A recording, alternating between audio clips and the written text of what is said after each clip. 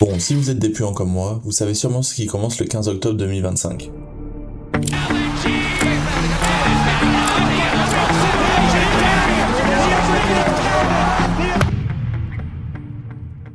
Et tout le monde se pose la même question.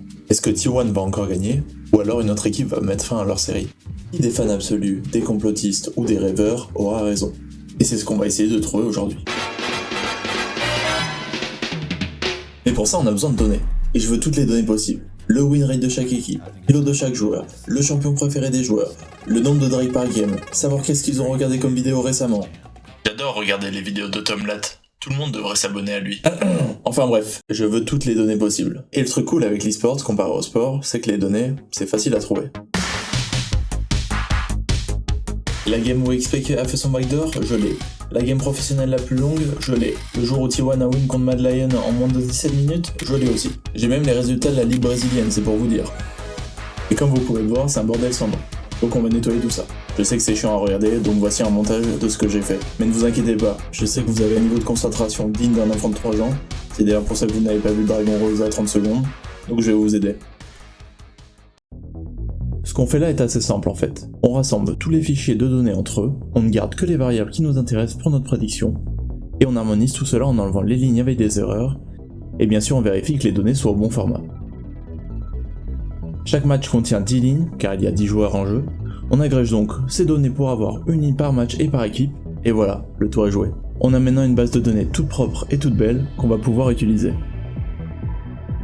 Notre base de données est constituée de tous les matchs de LoL datant de 2017 à 2025, et on va se servir des résultats de tous ces matchs pour essayer de prédire les résultats des Worlds.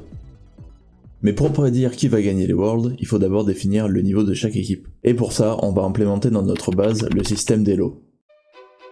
C'est un système d'évaluation qui attribue un nombre de points à chaque équipe, un peu comme aux échecs dans certains sports ou même dans les jeux vidéo comme LoL. En gros, si tu gagnes, ton Elo augmente, si tu perds, il baisse. Mais le plus important, c'est la différence d'Elo entre deux équipes. Si l'équipe A est bien plus forte que l'équipe B et qu'elle gagne, son Elo bougera à peine. Au contraire, si l'équipe B gagne, alors son Elo va beaucoup grimper. L'Elo définit en quelque sorte la probabilité de gagner, et c'est cette probabilité qu'on va injecter dans notre modèle. Justement, parlons du modèle. On est parti sur un random forest. Imaginons un groupe de centaines d'analystes e-sport. Chacun avait ses propres critères.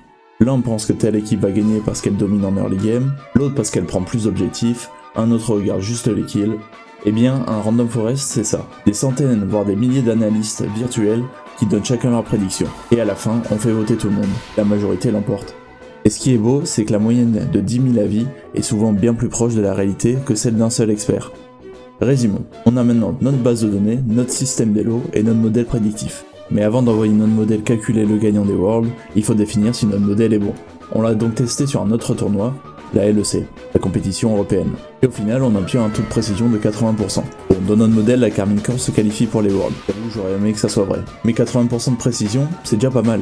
Et surtout, je suis déjà en retard sur la vidéo, donc on va pas s'embêter. Allez, bisous! Ah oui, d'après mon modèle, Anyone Legend est censé gagner contre Genji en finale 3-1. Alors rendez-vous le 9 novembre pour voir si j'avais juste.